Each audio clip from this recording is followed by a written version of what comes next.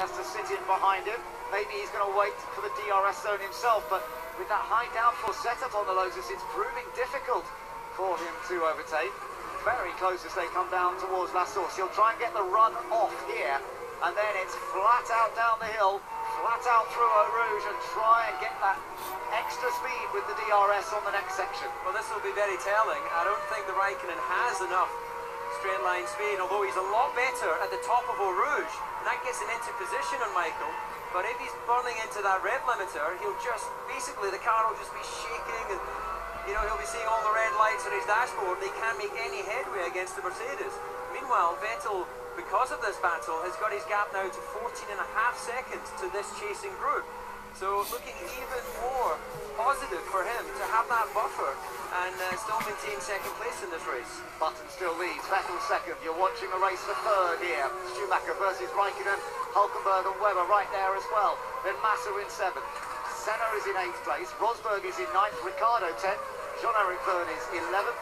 Then Di Resta in 12th, followed by Kobayashi 13th, Petrov 14th, and then Teak, Glock, De La Rosa and Kovalainen.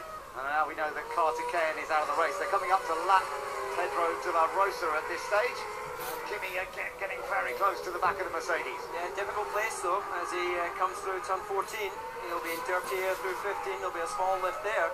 Can he carry that speed again down through Blanchimont and pass into the chicane? Michael will be wise to it this time. He's very close though. He's going to pick up the slipstream, and they've got the so car. Pedro De La Rosa, yeah, Mark Webber behind, trying to shape up to pass Nico Hulkenberg. It's going to be tight. They've got another car to deal with as well. And De La Rosa, very sensible, I'm sure, will try and keep out of the way, but it's hard to do so here. Hulkenberg defends from Webber, and there's still no chase. De La Rosa gets well out of the way to the left-hand side of the track, and Schumacher holds onto that third place. The frustration for Kimi Raikkonen, the knock-up there from Schumacher, but particularly when he's hitting the red limiter up the straight. Michael on a one-stop or what?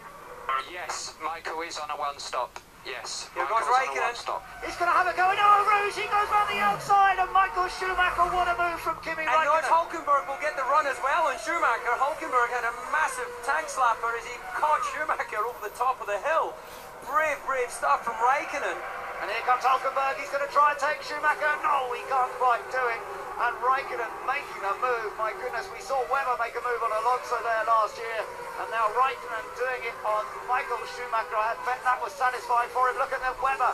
Webber trying to get past Hulkenberg right behind them. And in the background, you can see Massa closing up, trying to go around the outside of Rivage. That can't work, and has to settle in behind once again. Fantastic racing, all for podium positions here at Spa as Jenson Button continues to control the race.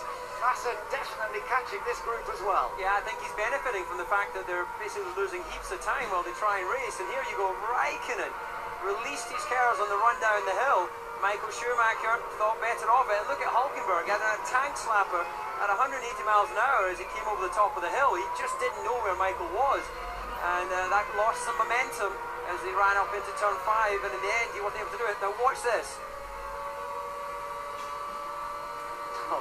Bravery, 185 miles an hour at the bottom of the hill, and Kimi Raikkonen, he knew that was his opportunity and he took it.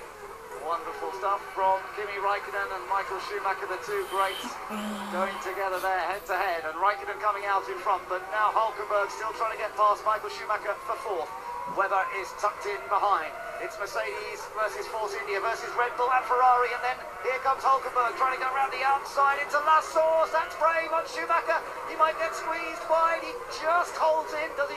I don't think it was all 4 wheels over the line. He's done it. He's got in front. Nico Hulkenberg has passed Michael Schumacher. A brilliant manoeuvre from Nico Hulkenberg. That takes a lot of confidence, commitment to go around the outside of any driver. Michael, I have to say, was incredibly fair on the exit of that corner.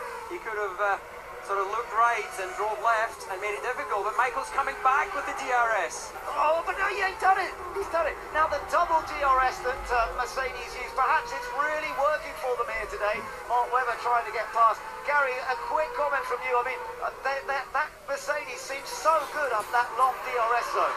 Yeah, it does. Obviously, it's got a better drag reduction than the other cars because of that double DRS. I'm not sure.